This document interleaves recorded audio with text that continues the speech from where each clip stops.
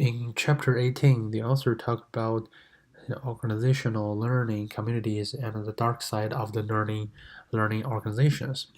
And actually, every organization can be a learning organization, and it is not rocket science. It's not that difficult.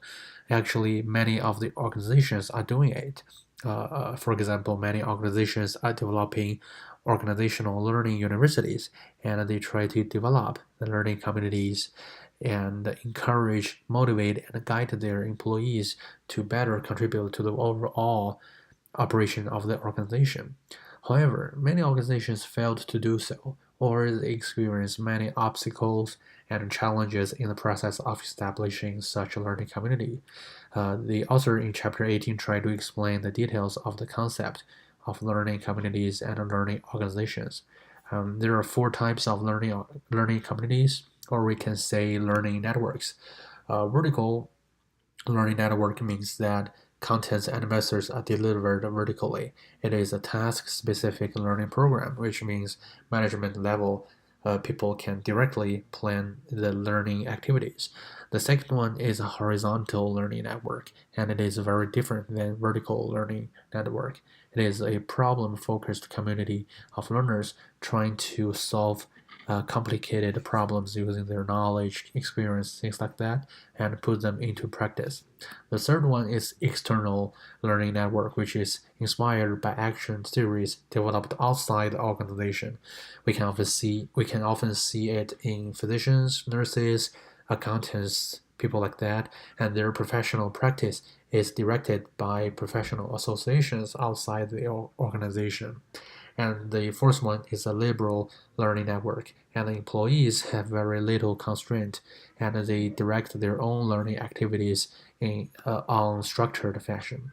And among the four types of learning network, the horizontal one is a very effective one, and the project-based teams can serve as a core for the formation of learning organization. It is because people in the organization try to interact within the network that they created, and the interaction gradually become institutionalized into new organizational structure.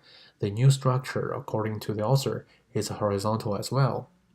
And there's also the dark side of the learning organizations, problems and challenges, and the issues that affect adult learning also affect the functioning of learning communities and learning organization, especially vertical learning networks and organization universities, corporate universities. Power interest and the learning agenda is another topic that the author talked about. And many of the learning activities or programs are influenced by organization structure, culture, power relationships, and these factors influence what needs are included in these learning programs. And corporate university is actually a structure to unifying and focusing organizations' learning agendas to support the strategic business goal. However, it is often dominated by some executives, planners, or consultants. We might feel resonate with this because it happened a lot. We might be part of the learning communities, but in the end, we realize that there is a huge difference between what we need and what the corporate needs. Um, and organizational power interests shape the language that frames learning programs so that these interests are served rather than other, less powerful interests. When people are not empowered from the learning programs, the organizational learning forms a technology of power that is given concrete expression in forms of knowledge that constitute the formal curriculum. In the quest of organizational learning, there are some contradictions as well, since the world is changing from industrial to post-industrial or knowledge-based world.